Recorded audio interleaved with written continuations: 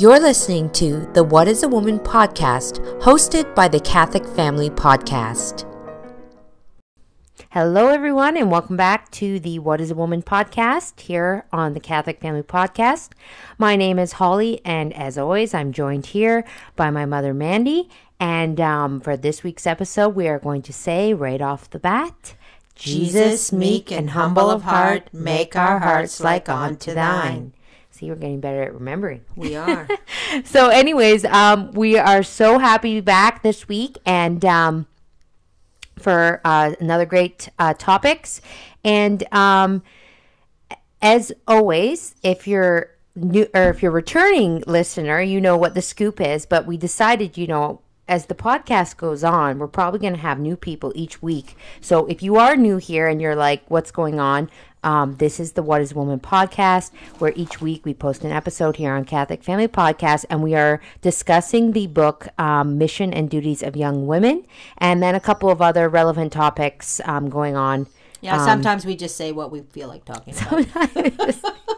It's funny because we were just about to record, and my brother walked in and he's like, "Oh, you guys do actually have a script." We don't have a script. We have an outline. We have an outline. You don't come in blind, but Yeah, we say, let's talk about this. Let's talk about this. And I make a full couple bullet points. Bullet points, yeah. So we kind of, because we like to stay on topic, because let's be real, we are women. So if we didn't stay on topic, this podcast would be like 4 hours long each week. And we're talkers, in case you hadn't noticed. I feel like you have to be a talker to have a podcast, though. But anyways, we've been getting a lot of great comments on the podcast, and we've been getting a lot of great comments in person, too, because a lot of our listeners are local and go to our church and stuff. Okay, wait a minute. Oh, you need to put a link in the description, because we keep forgetting this. We mentioned stuff in the podcast, and I mentioned how I bought last week. Oh, the Year of Grace. Well, yeah, I just got a message today from a friend, Mandy. Where do I buy this book? Oh, yes, I know. We got to get better at doing links, but you know what? I don't feel bad because Kevin's just as bad as we are. He forgets the links too. Okay. Because there was that one comment on the episode. I think it's his dad. I know. Well, well, I don't know who it is. I don't know. Someone commenting. I thought it was Kevin, but anyways, it's a lot to remember. Well, I just said it off the cuff. Like I didn't mark it down that we were talking about that. But the point of the story is we are going to try to get better at doing links.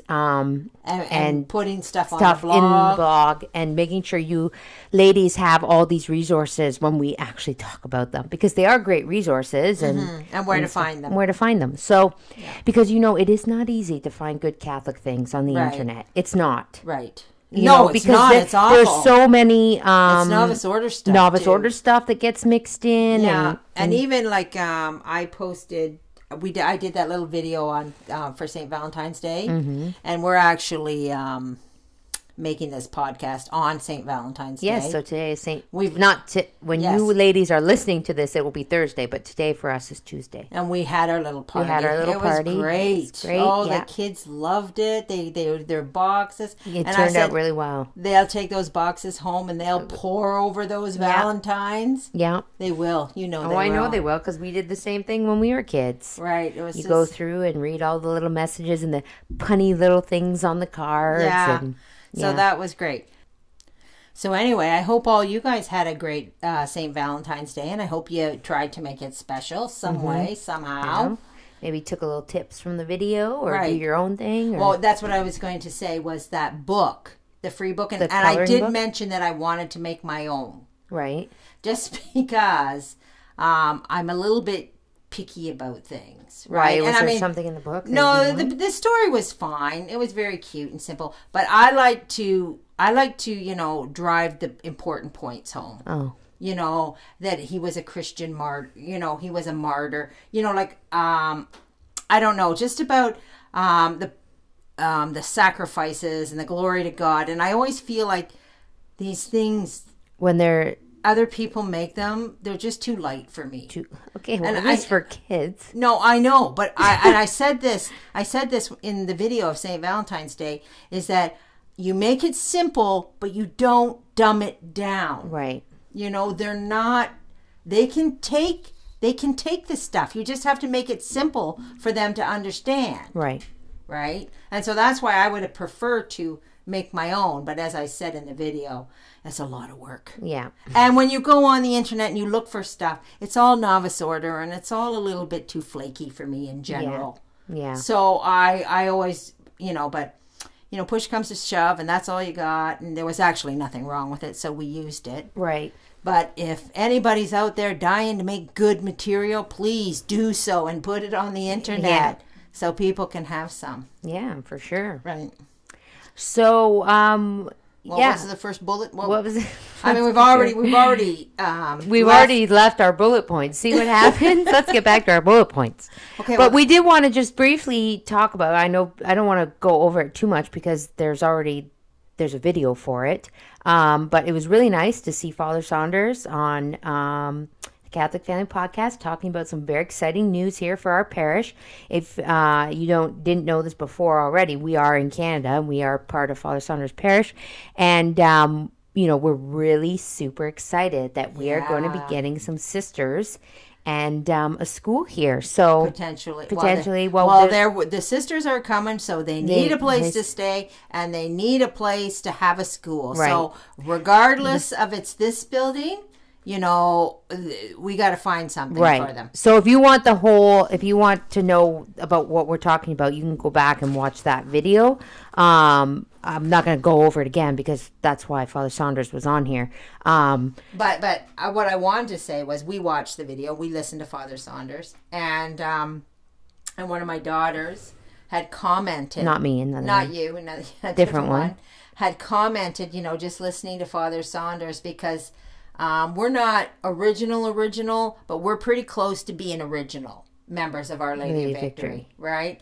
And she said, it's pretty overwhelming because she said she tends to forget, and maybe I tend to forget. Maybe we all tend to forget because now we're living in this big parish, and it's been a little bit on the larger side for maybe the last 10 years as opposed to what it was when we were beginning, kids. When you guys were children. And it was just us two families. It was two families. And my daughter said, that was a lot of sacrificing you did. She said this to me. And in fact, she gave me roses today for St. Valentine's Day. And she put in the card, thank you for all your sacrifices. Because I think, when you see it, outside of the box, like when you're not actually living it. She said, we were just like these two weirdo families. Yeah. In the world, right? Like we were so alone. Oh, and, and Father had mentioned, one of the priests calling Canada, spiritual Siberia. What did he say? Spiritual Siberia or something? Right, it's dead up here. It's dead up here. And it was. It was. There's no doubt about it. Like there was, and it was like we were alone. And against it was like you felt like the only Catholics in Canada, right, in the world, Well, we knew they were in the States, but they weren't. That's not Canada. But not in the beginning, like you were really alone. Yeah, you were really, really alone, and and I was thinking about, and I used to think this in my head because one of the saints that really stuck out was Saint Athanasius because he fought the Arian heresy. And everybody was against him. Mm-hmm. Everybody, right? And he just said, "Well, what did he say? If the world is against Athanasius and I'm against the world, then then so be it. So be it. Yeah, and that's kind of. But that when you think about it, it's easy to sit there and say that now. But for him saying that at the time, or anybody having to say something like that, that takes guts. Yeah. To stand up and say that. If I'm against the world, then so be it. Well, there's one thing you knew that, I was either crazy. Yeah. Well, they would just be like, oh, she's a religious fanatic. Yeah, I was either crazy or this was the truth. Because you don't get, to stand firm, you have to either be crazy, I hate to say this, or you have to really, that's the truth. You know it's the truth. And nobody is going to tell you it's not. Right. Right, and I mean that's the way I was. Mm-hmm. And I mean, and we just and I never, ever, ever, ever in my wildest imagination thought that one day I would be sitting in a parish with all these people. No. Or there would be a school. Or there would be nuns coming. Even when we were living it and it was just us and when I say two families, like we were the two main families and there were some odd people here and there, but pretty much there was two families and you were either related to one of those two families. Yeah, somehow. And when we were living that, I thought that was the way it was going to be my whole life. Yeah. And I thought, this is the church. This is it. Here we are. This is us. But that probably stemmed from, and that also created probably a lot of problems. Like, that's where all the teenage problems came from. Well, yeah, because you didn't think there was anybody else. It's just like, oh, I'm just like, why are you a weirdo, Mom? Yeah, like well, yeah, because, nobody else was doing it. Like, we're in Canada. We're up here. We're the only... we are the only CMRI parish in Canada. Right? And now Father's got missions everywhere. Now he has missions, but I'm talking about at this time. Sometimes. I'm talking about at this time when we were kids. We were the only church like ours. Yeah.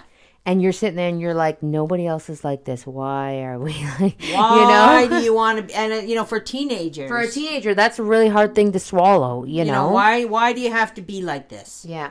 And I'm sure you felt it. You probably I did. Yeah, yeah. I know you did. Yeah, so it's just like, but and here we are now. We could have enough kids to have a Saint Valentine's party. Yeah, and even the children that were here today, like that was just a tip of the iceberg to the children that are in our parish. Yeah, this was just our family. Well, Father talked about how big we've grown and stuff, and it is beautiful to see. And so that's why I think my sister was saying that she was so like, you don't think about it because you're living it, but then once you stop and you listen and somebody says it, and even when Kevin said towards the end of the video, he made a comment that really struck us that when you give your money to something like this, a cause that you may think, well, it has nothing to do with me. Yeah. But you don't know that. Right. Yeah. Like, you don't know the kids in this parish may go on to be sisters and priests. Sister Jacinta's been...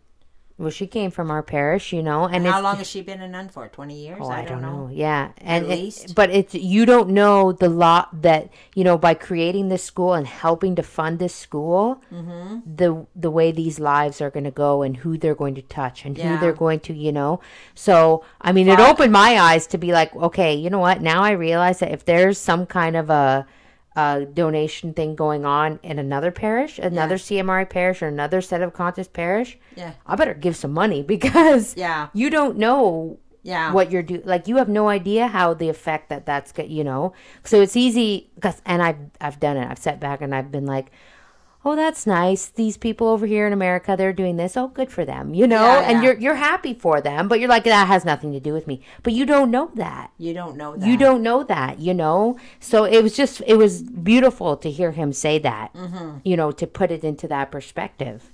Right. So, yeah. Anyways.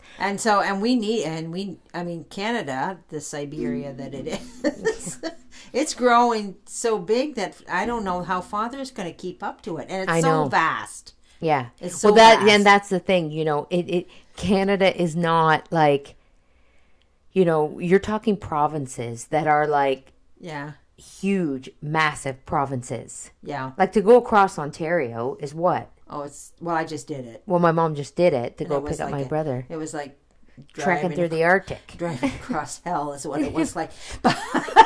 In the winter. In the winter, yeah. I'm sure in the summer and that Father Normand, is it Normand? Father Normand. Normandin, yeah. Yeah.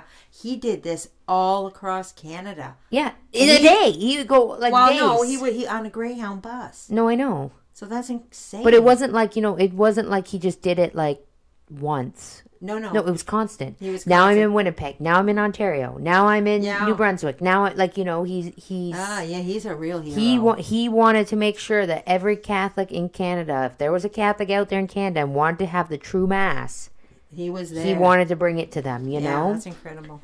So anyway, we wanted to just touch on that because it was so nice to see that, and we hope that all of you will check out that video if you haven't already to hear about what's going on, and because it's nice to hear what's going on with other Catholics, and we are one big Happy family. Happy Catholic. We are the mystical We body. are the mystical body. So, And and I'm gonna say this too, because during the years of being in Siberia, being in the spiritual Siberia up here, when the internet kind of opened up, I became friends with people all over the world that I I only knew from the internet. Yeah. Right. And we became friends. And it was like I knew these people. It was like they were my brothers, my sisters. It was as real as flesh and blood. I'm telling you, it was. And my very first experience with that was a friend of mine from Australia was coming to visit her brother in the United States. yeah. And I knew her from the internet. So I came from Ontario to go to Ohio, St. Gertrude's.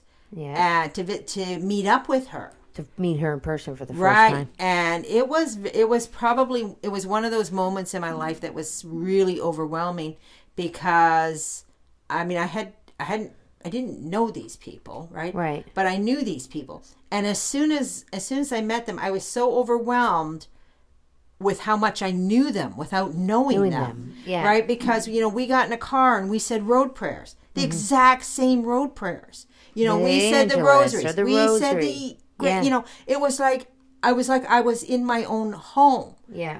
with people I didn't know. And my husband, he wasn't Catholic, right? So he didn't get that at all. He thought I was a lunatic. Going to meet some random You're person. going to meet random people you don't know. And you met them on the internet. You met them on the internet, like woohoo! I mean, to crazy. anybody else, that sounds insane. It does. I mean, but If people you're- do it all the time. No, I know. and they get burned a lot. But they get burnt. But when you're a Catholic meeting another Catholic, and it's like there is a comfort there. It is a brother, a brother and a brethren kind of thing. And you feel the one, right? How do you know a mark of the true church? Right, the 4 marks, right, of the church. One, holy, Catholic, and apostolic, right? So when you meet that person from another country, from another place, Yeah. you immediately feel that one. Yes. You immediately feel that you're one, Yeah. that you're part of the mystical body. Yeah. Yeah. That what they know, you know. Yeah. And it is really, it's, you can say what you want. This is the truth, because there is no other religion out there in this world that is like this, No. where you can meet somebody that you don't even know and you are brothers and sisters. Mm-hmm. You are part of the mystical body. Yeah. Yeah. That's a good point. So it's incredible.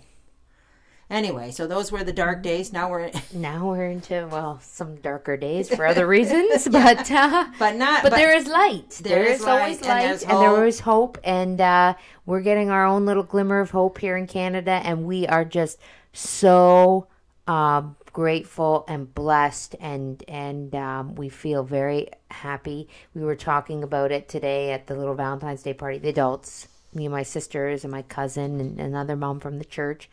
And it was nice to sit around and talk about it. And, we were already kind of planning some things that could happen or whatever. Just little things, nothing important. Like, maybe we could do this, or maybe, extracurriculars or whatever.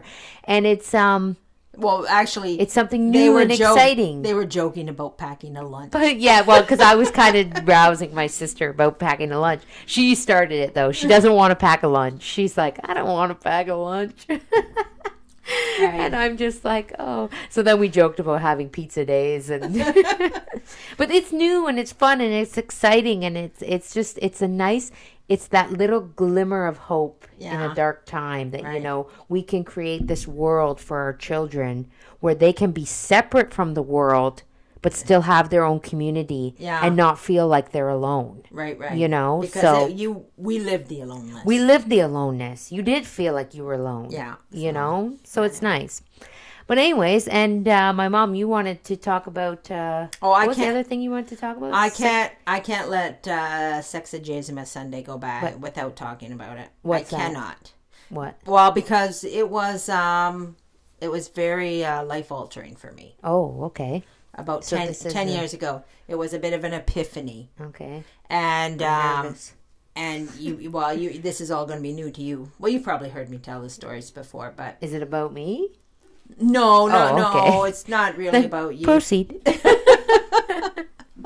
Well, okay, so about 10 years, I think it's about 10 years ago. And this is how God works. We're like little onions, right? You know, and God is always peeling the layers off and revealing a little bit more to you than you knew before, right? Right. So, you know, the bonus of being 60 and 30 years in is you get a lot of onions peeled You've for had a lot of layers. You peeled had a back. lot of layers pulled back. And one was at this particular Sexagesima Sunday. Sexagesima Sunday, right? Not to be confused with septuagesima. They sound the same when you say it like that. I barely speak English. Never mind Latin. That's Anyway, so what happened was this is probably like maybe 12 years ago. I can't remember. It was the year your aunt died. Is that 2007 or 2008? That was 2007. 2000. So it's 2007. Yeah. And our aunt had been given in November 2 weeks to live. She's 96. By the way. She was 97. She was 97 at the time, and she was given 2 weeks to live, and that was in November. Right. And so my cousin, her son, had decided not to tell her this, so she didn't know. Which I'm not. Nobody was an advocate for that. If people are going to die, they have a right to know. They have to know. Right, they but should know. she didn't know. Yeah, he wanted to keep it from her. He wanted to keep They're it not from her. Catholic, by the way. They weren't. You should say that. They're not Catholic. They weren't Catholic. So she wasn't yet. She wasn't. True. So I went to babysit her in the evenings, right? Because she wasn't expected to live. So she went home to her apartment, and people would be with her all day, and I would come at 4:00, and I would stay with her till the morning, and then somebody would come take my place, right? Yeah. So I started this in November, and she didn't know that she was on a clock, and she just kept living. Yeah, she just lived her life. And she was determined to get better. She was determined. The grind. Yeah.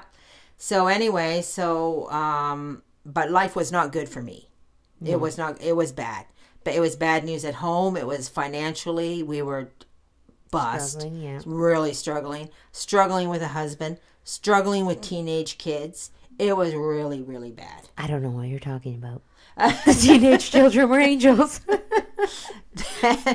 And then and I'm driving this old beat up truck. That's what I'm driving. And the Saturday before Sexagesima Sunday, I get a flat tire. Mm-hmm. I got a flat tire. Now I got this headache. I'm just feeling like everything the weight of everything. The weight of everything, and I have to go be with my aunt who's dying. And so I go into Mass on the Sunday, a Sexagesima Sunday, and I pick up the epistle, and it says in the epistle, let me read it here. St. Paul says, am I on the right? Right here.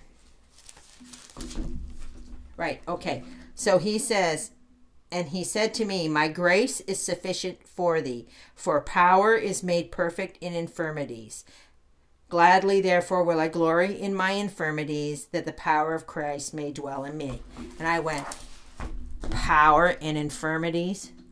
I'm kind of doing I know. Did it. I was like, well, I must be the most powerful woman in the world. This is awful, everyone. And I walked out of the church, and I was just... You're just depleted. I'm depleted, And I get in this beat up truck, and I'm like, well, rain down the power, Lord. I did, right? I was like, power in infirmities. And I just like, who doesn't want power? And I'm driving away and then I go, and this is, well, you know when it is. It's right before Lent is starting, right? And you know the storm of Lent is coming. The storm of Lent is about. So anyway, so what happens is my aunt falls. That day? No, she falls. It was right Ash Wednesday. And I think it was the Friday after Ash Wednesday. Yeah. And she falls and she breaks a hip and she ends up in the hospital. Now I have to go to the hospital and sleep with her all night. People are with her all day, and then I come and sleep with her at night. And, and all that's in my head, and for this whole period of pre-Lent, is thinking about this power in this infirmity. St. Paul says it's so it's so, And I was like waiting for this to come, right? Yeah. And so anyway, then I go into this, and here she is, she's dying, and I know she's dying, and I bring this little CD player with me, and I watch Lilies of the Field. Oh, like a DVD, a portable DVD player? And I watch Lilies of the Field to pass the time. And then I'm like, what are you doing? You're sitting here watching a movie. your beloved aunt. Yeah, she was the center of our family. The center of your life is dying.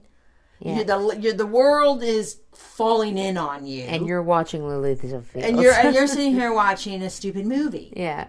Like, okay, and so I shut it right away. I picked up the Curvars. Yeah. And then all of Lent was 100% sacrifice. Yeah.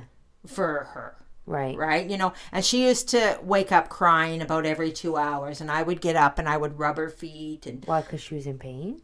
Well, I don't know. Well, she'd just call out Mandy, okay. and I say, okay, it's okay, I'm here. What do you need? But what I had decided to do was to up the infirmities. Yeah.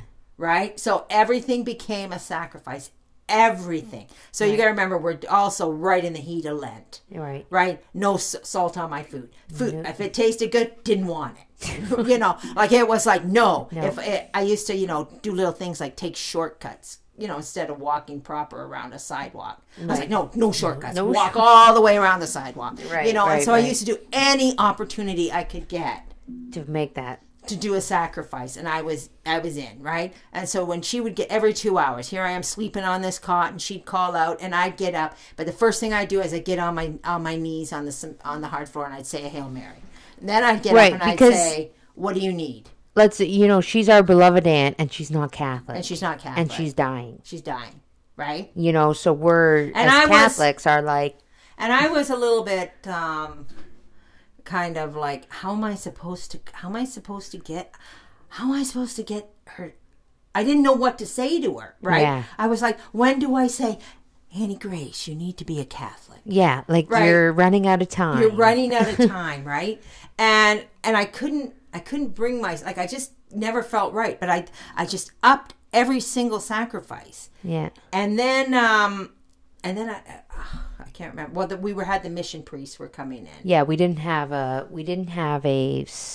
parish priest. Yeah, Father Draymond. It was Father Draymond, and I said, "Can you come up to see my aunt?" Yeah. They had to come in the middle of the night. Right?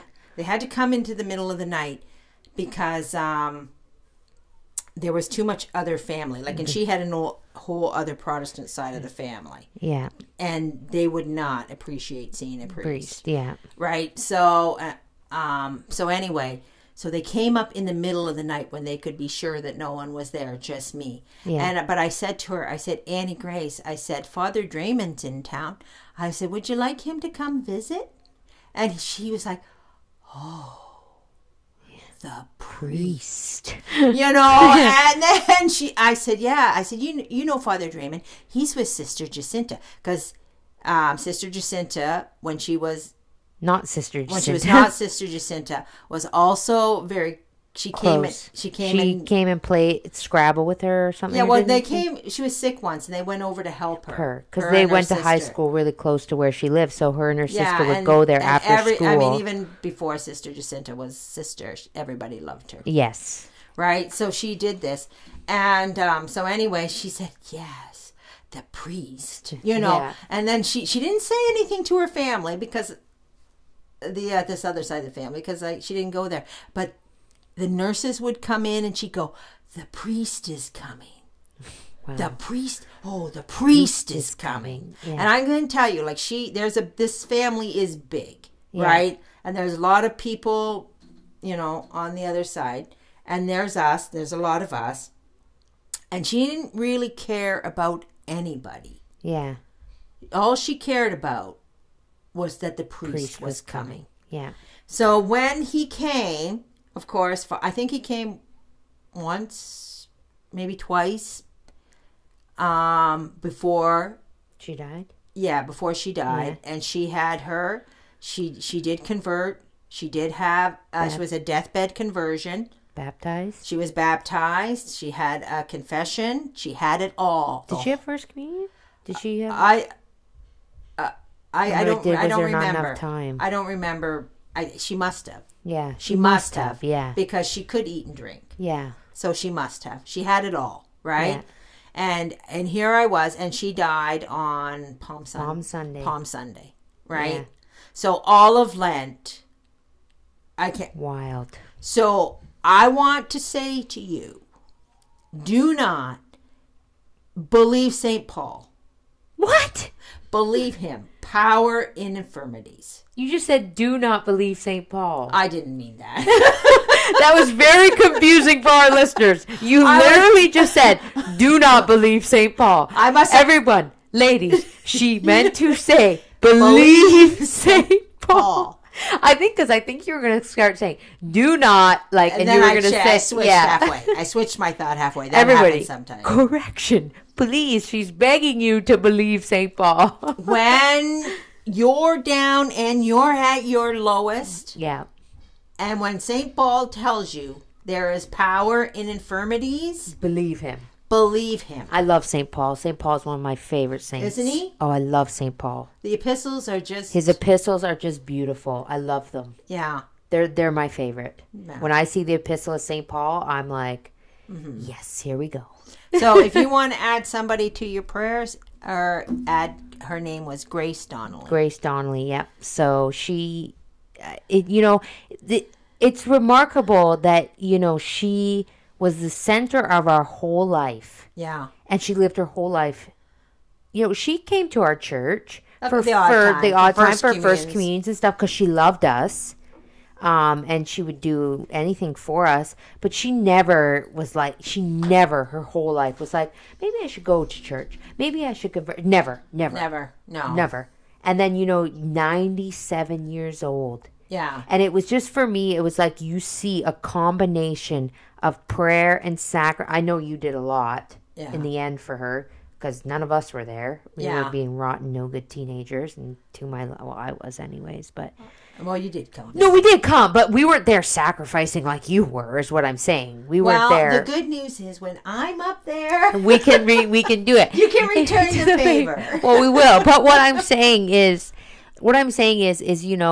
you saw a life's worth of prayers Yeah. saving her. You Right. know? And she had a lot of prayers. She had a lot. She was in that, the prayers commemoration for the living Yeah. every Sunday. Yes. Every Sunday. I had my list Mine- of people that I prayed for, and she was there right after my dad every Sunday. Yeah. Dad, Annie Grace, and then a slew of other people, and every Sunday. So you don't tell me for 1 second Yeah. that prayer doesn't mean anything. Right. Right. You know what I mean? Mm-hmm. So the power is in the prayers And the sacrifice. and the sacrifice. And the infirmities. I feel like we say that. I feel like we should change this podcast to the power of the prayer and sacrifice. Power of the We say a lot of power things. the infirmities. We say a lot of things over and over again, and you ladies are probably going to be like, yes, we know, you said that. New topic. But you know what? It's the center of everything. I'm I gonna think. tell you another. Just since you said, yeah, we know, we get it. So I had another thing happen that was like that. God was teaching me a little lesson, Okay. and I got the lesson like about 2 weeks in, Yeah. and it was like, okay, God, I got it. I got it. I got it. I got it. Seek not thy consolation in man. I got it. Only God. And then so 2 weeks I go, I hear you loud and clear. Okay, I'm ready to go now. And you know what God said? No, No, you're not. you're not. You need 2 years. You need 2. That's a whole nother story. But anyway, like You get it when God says you get it, okay? And not a second before. you may understand, Understand? but it's all about conforming the heart. Yeah. Right? Well, you got to conform yourself to God's will. That's right. And you, if you still got whatever going on, that means you haven't conformed yourself to God's will yet. You know. Yeah, I know. I was like, I got the message. Okay, let's go. Let's go. No, you didn't. No, God said no, you didn't. Well, you may understand it, but you ain't feeling it. Yeah. So anyway, That's funny. Not funny, but you know. So, do we have any time for the book, or have we gone on for an hour? No, we're good. We're good. Okay. So we left off on chapter 6, which was the religious life, which is a good chapter, I think. Anyways, so where did we want to pick up? You got the markings there for me? Yep, right here. All right, let's go. Okay, so I'm going to read here from our book, Missions and Duties of Young Women. Quote, "Now, the civil law among us allows divorce to the spouses of Jesus Christ, and those who are unhappy have only a word to say to change their condition. Why do they not do it? Why do they not brave public opinion, as is done every day by women who publish before the courts the misfortunes and even the faults of which marriage has become for them the source? There is a certain degree of unhappiness when a female listens to no consideration and is arrested by no obstacle. Whenever she regrets or desires a thing strongly, her will acquires an energy of which the will of man is incapable." End quote.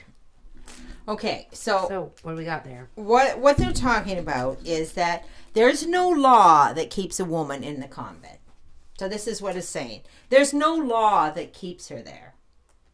Oh, okay, yeah. Because I read that really fast. The first sentence, that allows divorce to the spouses of Jesus Christ, and I'm like, No, there's Who no would divorce law. Jesus? There's no law, right? there's no law, yeah. Right. I mean, and you have to understand, this is the difference between doing something willingly and a cult, Yeah. right? There's no force. Well, and that's why, I get really annoyed when people call the Catholic Church a cult. Right.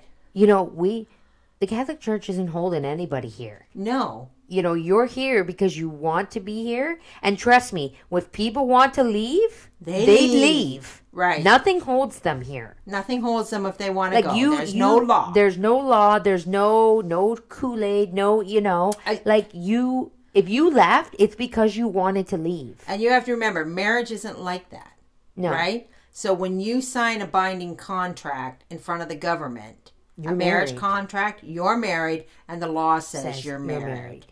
But Right? joining the convent's not like that. Join the convent side. You're not signing anything in front of the government. You're not. The government It has doesn't. nothing to do with them. It has nothing to do with the government. Yeah. That's between you and God, right? Yeah. We know as Catholics that when we get married, the government The government is there, but is we're there making a vow before God. we're making a vow before God.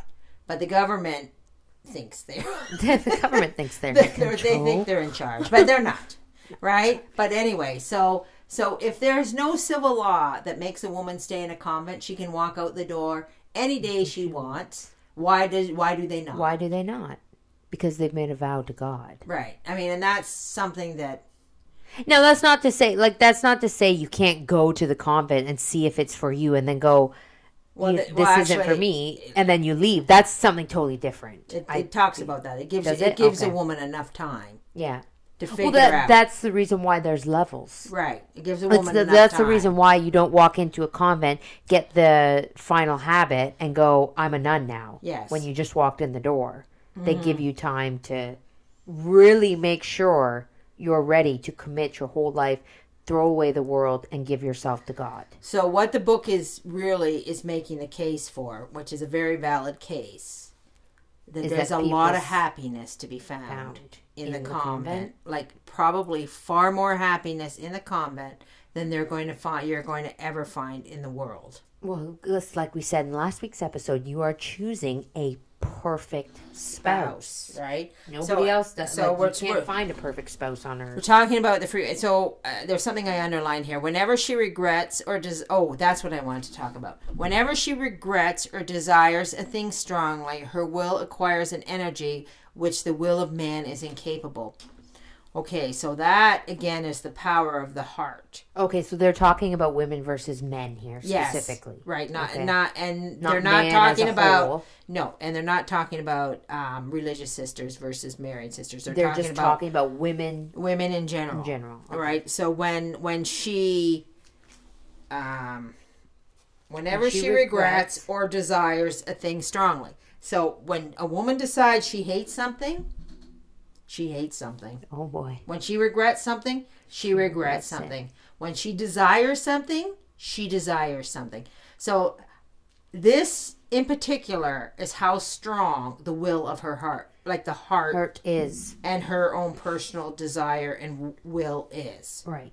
Right? I mean, it's something that women need to conform. They need to rein in a bit. They need to, a whole lot. A whole lot. They have to, I mean, that's you why. You got to control that. You got to control that. That's why you have to always be seeking the will of God. But that's actually, I mean, it says so right here. Like, it says men are not even capable of it. Well, that's why, I think when you see in modern shows and media and TV and they say, think with your heart. Whenever in a show and a woman has to make a big life-altering decision and the mom or so-and-so comes in and says, think with your heart. No. Yeah.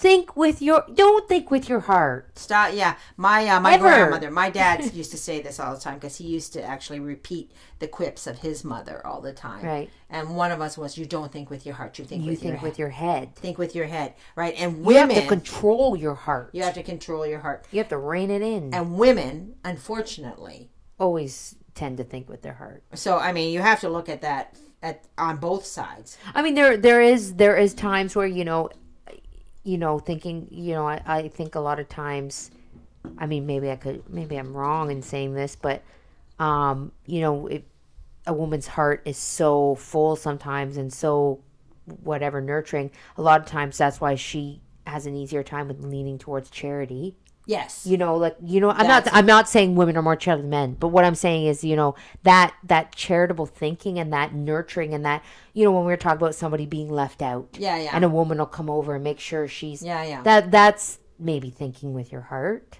Well, it is. But we're talking about when you're seeking something you want or you don't want. No, yeah, I know. I mean, I know you. When you want something. Oh, yeah. When I want something, there is no wall too high. And the problem is with that, I'll tell you the problem is with that, is I'm like a ping pong ball. Yeah. Why is that? Well, because we're not talking like, I'm talking about like ideas, right? Mm-hmm. Like I get a lot of ideas. Oh, we could do this. And then when I want that, I'm like, I'm going to get that, I'm talking about, like, for example, my mom and I used to own a store. Yeah. And we're talking about, like, getting this product in or doing this idea at the store. No idea was too small. Yeah. I'm like, we want to have a market? Let's bring in a giant circus tent. We could have stalls. And then my mom's like, okay, who's going to build the stalls? Who's going to do this? And there's just two women sitting here. And then I'm like, but I want it. I want the Supremo market. Things like that. That's what my mom's talking about. Or even like if you see a house you want it. Oh, yes, I know. Yeah, I want that house. I want that house. And okay, we're not talking the Taj Mahal here either. Yeah, it just was really cool, had a lot of character. But I think, it says women are like that, right? Yeah. So, men are they're easily like, a woman's like, no, we want it. We have to get it. We have to get it. Well, that's how I got the house I'm living in now. My husband was like, this house? Like, it doesn't even have a basement. I'm like, but look at the sliding 100-year-old doors.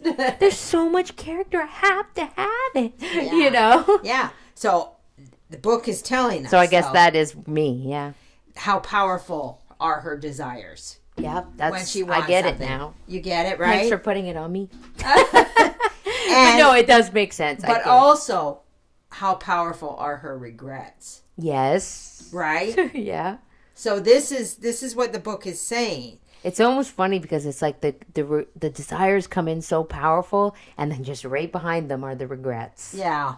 You know what I mean? Like if the desire is that powerful, and you're maybe pushing hard for something, and you really want it so bad, maybe you need to stop and be like, I know I want this really bad, but does God want me to have this? Exactly. That's what I say. Because if God doesn't want me to have this, that desire was powerful. If you think the desire was powerful, the regret is going to be 5 million times worse. Yeah. So that's what I always say. They say, "Oh, I really want this." Do not want something more than God wants you to have it. Yeah.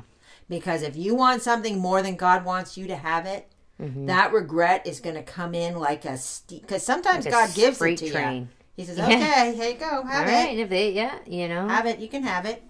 if you're that determined, I mean, if you're close, see, that's the and thing. He gives it to you because of divine providence. Right. You thought you wanted it. Here it is. How do you like it now? Yeah. And it's like, it's funny that, if you're going to push for something so hard and you're going to block God out. Yeah. And you're going to be like, I want this so bad. Don't care. Yeah. What's that saying? Consequences be damned. Don't they say that? If you're not even going to take a second to even think and reflect on what God wants for you, it always leads to... And I mean, that's what we call divine providence. Yes. Yeah. Right?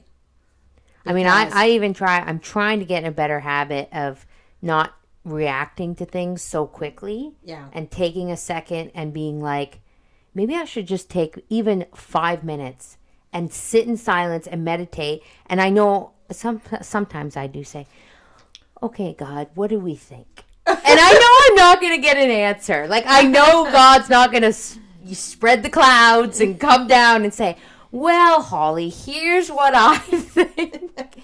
But if you take the time and you pray, and you say, God, like, I just want some direction here. I just want... Well, what I think you have to do is you have to step back. It calms everything for a little bit and calms you down so that you're not so like, I want this so bad, Yeah. You have to step back and say, I can live without it. Yeah. And then see, because, I'll use this house as a perfect example, okay? My mom and I, we went and we looked at this house. It was a fixer-upper. Yeah. A real fixer-upper, but it had a lot of really cool outbuildings on it, and it was a big house, and I really, really wanted it. Really wanted it. I felt that the people were asking way too much money, but that's neither here nor there. So I came in, I said, well, this is what I would offer. And they came back and they said, no, not in any way, shape, or form, not even close to that. They won't even. So I sat back and I was very crushed. Yeah. I was. I went home and I was very crushed, and I thought, but then I thought, again, Holly, you're doing this thing where you jump into something and you want it so bad and you're like, it's going to happen. But, then I thought, well, they said no. I need to take that as a sign that, not for you. Not for me. Yeah. Because you know what? If it was for me, they would have said yes. Yeah. Like, that's how simple this is. Yeah. I really, honestly, that's how simple this is. If it were for me, they would have said yes. Yeah. But then I thought, that's a clear sign to me. Because I'm going to tell you, sometimes we're climbing mountains and no peak is too whatever the saying is. And sometimes you got to make your own destiny or whatever. And you do get what you're after. Yeah, you do get it because you've done all the work. Yeah, and then you pay. And whereas when God. When you let God do, when God is directing, you don't even think about it, and all of a sudden, all these pieces you're fall. Like, whoa, when did that happen? What just happened here? Yeah. How did we get here? Yeah. God put you there. That's God put you there. Yeah. Like it's because I've seen it many times. I've seen where all doors open without even thinking about it. Yeah. And then I've seen where all doors close. And you force them open. And then you're like, no, that... That's why that's why you're sitting in a pile of your own mess, you know? I mean, it's something I'm still working on, that's for sure. Right. Well, guys... I mean, because it's funny, when you're living it, you're not like, well... I'm going to take a minute and I'm going to sit back. I'm not. Maybe some people are like that. Yeah. But I go and I charge and then I'm like, well, no. We said we weren't doing that. Remember? Pull her back. And I will say I did read Trustful Surrender to Divine Providence. Right. like a book on conformity to God's will is a really good book. If you're struggling with, do we need to put a link in for this book? I have a copy of it, but I don't know where I got. We should put a link in it. We mentioned it. We should put a link in it. I got my copy from the church. I know, but I'm sure there's a copy. I can find a copy. Yeah. It's a small book, but it's really good, and I really love it. Really helped me. And you know what? After doing this episode this week, I think it's time for me to crack it open again. Yeah. And give it another reread. I do that with books I like. I read them, and then the time goes by, and then I reread them. Well, you were really good about that house. This time, yeah. Yeah, you were like, okay. I was like, okay. I was still crushed, but I didn't push it. Yeah. See, old me, I would have been like, okay, I would have came back and I would have said, okay, well, how about this then? Why don't we go up another, Yeah. And I would have pushed for it. Right. But I was just like, no, I guess, it's not for me. Yeah. And sometimes you just got to go, not for me. That's somebody else's dream or wish, Yeah, right. Okay, so how far are we into this podcast? We're pretty good. So should we go for another little bit here in the book? Yeah, go ahead. Read another bit. So, back to Mission and Duty's young woman. If regrets were as numerous and poignant as in convents as it is supposed, we would frequently see those who are unhappy assert the right granted by the civil law. But such is not the fact. Even religious who have assumed no perpetual obligations and who could, without betraying their conscience, leave the cloister at the expiration of their vows, scarcely ever do so. For nearly all die as they live, the spouses of Jesus Christ. End quote. Okay, so in the book, it has a little asterisk there, and it makes a little note because it gives us an example of this. So over here, it says under here that, and now I'm going to butcher these names because they're not Smith or John. And I don't read beyond Smith or John, but it's, how would you say that? I would say Mendizabal. Mendizabal and Espartero. Both of them. They're from Spain. And both of them were prime ministers of Spain. So what I did a quick search here. So the book tells us that they threw open the convent doors.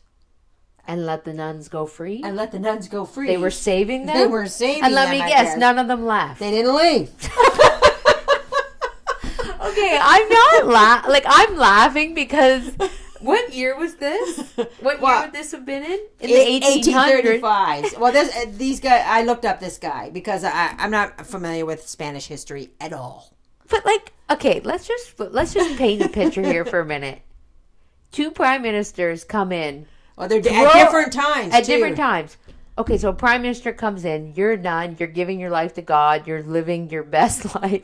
And a guy comes in, throws open the doors, and says, "You're free to go." Okay, you weren't making me stay here to begin with, but thank you. Thank you. I'm not chained to the wall. I don't know. I just find that very imagine the look on that guy's face when all these nuns are like, "No, we're good, thanks." I mean, I'm sure they said it more delicately and more ladylike than that. Yeah. But it's just it's so funny to me, funny, weird, funny, whatever, how when you're not Catholic you just don't get it. No, you don't get it at all. You just don't get it, there's a line in one of my favorite books. Well, I didn't read the book. I only watched the movie called Brideshead Revisited. Revisited. I knew you were going to say that. Yeah, because the movie I don't know that I would recommend. There is one scene in particular, but apparently the book, they do a study on the book. It's written by Evelyn Waugh, who was a convert to Catholicism in the 40s. Right. But the one character who's Catholic, but he's Catholic, but he's not taking it seriously. No, I wouldn't say he's not taking it serious. He wears it like a ball and chain. Oh, okay. It just drags him down to be a Catholic. Okay. And so his friend, who's an agnostic, they're lying up, and he's talking to him, and he says to him, he said, "I wish I liked Catholics more." This is the Catholic talking. The Catholic said that? Yeah, and the guy goes, "What do you mean? What do you mean? Aren't you one?" No, he's like, well, they're just like everybody else. And he goes, "Oh, If only they were. Because that's what they want you to believe. But that's precisely what they are not. Well, it's the truth. We are. He said, because what they think is important, nobody else does. Yep. And that's the truth. And that is the truth.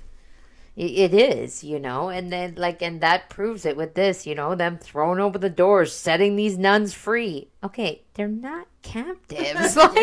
Right. They chose to be here. And people often said that, well, they said it to me. Your dad used to say it to me all the time. Oh, you're in a cult. I'm not in a cult. Nobody is forcing me to go there. Okay? I go there because I want to. And but I think they do that because that's their only. They see it as oppressive, and they see it as who in their right mind would want to do that. So you must be in a cult. Yes, and they see it as because you're so adamant about it. Yeah. So they can't understand how you would put your life on your line for this. Right. And that's the thing. And that's part of the problem I have too with my husband, him not being a Catholic. And I say things to him, well, I can't do that. Well, why not? Okay. I could explain it to you, but you're just going to go, well, that's stupid. So you get to a point. I mean, how often do you hear eating meat on Friday is stupid? It's stupid. Not eating meat on Friday. Not eating meat on Friday is stupid. We get to hear it every Friday with Uncle Jerry. It's like, okay, I get it. You think me not eating meat on Friday is stupid, but I'm going to continue to choose not to do that. No one's forcing me to. Right. I'm doing it because it's a sacrifice.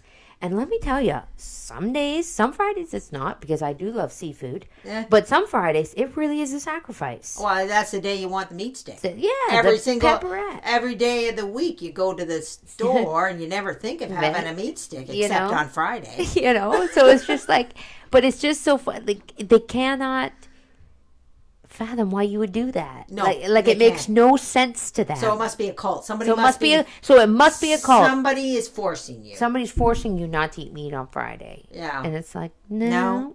Nobody's forcing you. Because, trust me, if I didn't want to, I wouldn't. Right. If I didn't want to follow the rule, I wouldn't do it. I follow it, and I hate saying rule, but I follow it out of my love for our Lord. Mm-hmm.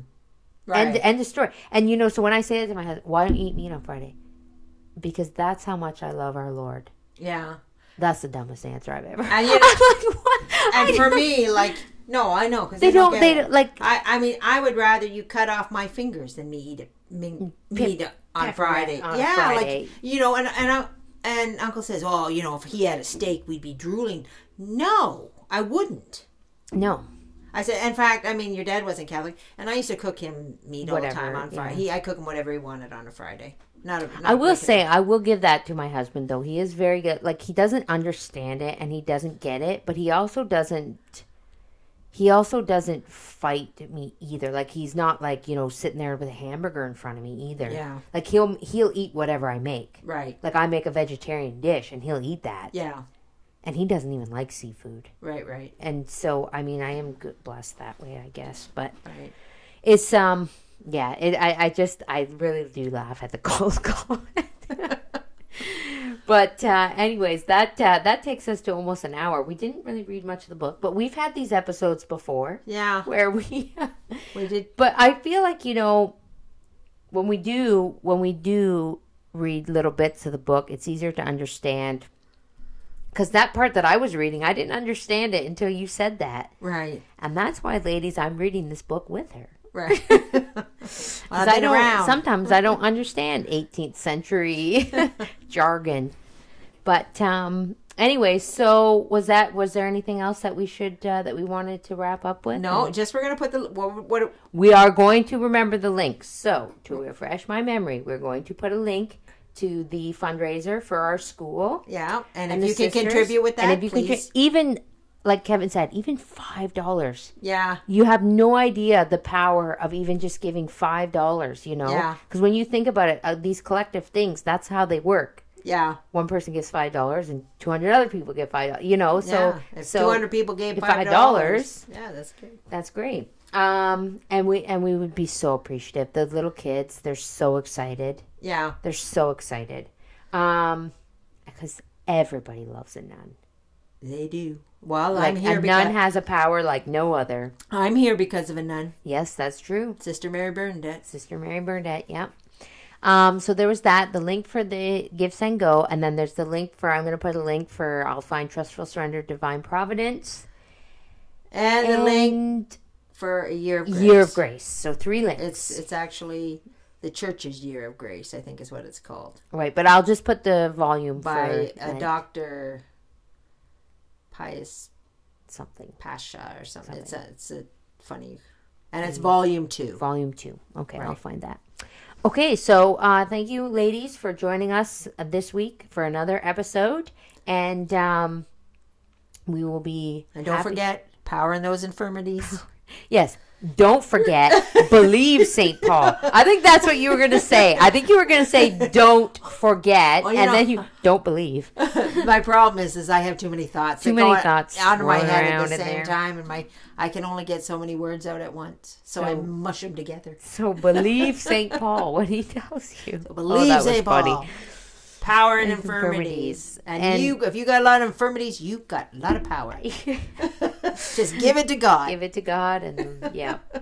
So we will be back next week with another episode. But until then, we hope you all have a very blessed week. May our Lord bless you and Our Lady guide you. And as always, Saint Teresa, pray for us.